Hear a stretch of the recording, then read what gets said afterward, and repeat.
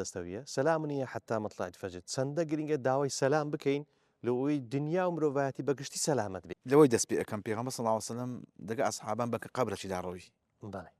فەرمی ئەو قەبرە نوێیە فەرمیان بەرێ فەرمی تەمەنا دەکاتن یەک جار بێتەوە بەس دوو ڕکعات بکەین ئێستا تۆ لە چێن دەری لە دنیای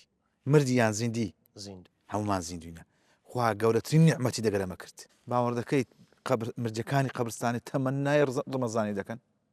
تەمەنا دەکەن چکە لەبەر ئەوەی لە ڕەمەزان لێخۆش بوون و عەفوو بوون و گەورە بوون و نێزیک بوونەوە خوای و بەزەی خوای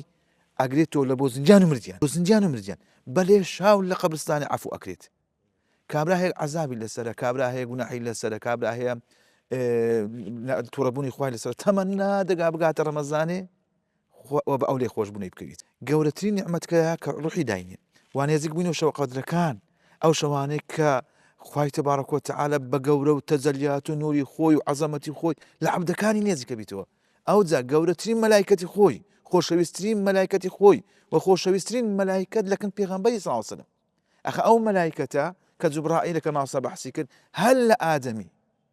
هەتا محەممەد المستەفا خوا چەند پێغەمبەری ناردینە لە هەر پێغەمبەرێکی وحی ناربیتن بەو مەلایکەتەی ناردیە ئەو مەلایکەتە تایبەتە بە پێغەمبەران خوا کۆتایی نەینا ئەو مەلایکەتە بە وفاتی پێغەمبەری صلی الله عليه وسلم ئێغا پێغەمبەر صلی الله عليه وسلم آخر پێغەمبەرە یان نا بەڵێ پێغەمبەری کە دێت نەخێر ئاها بەڵام ئەدی ئەو مەلایکەتەی کە وحی دەینا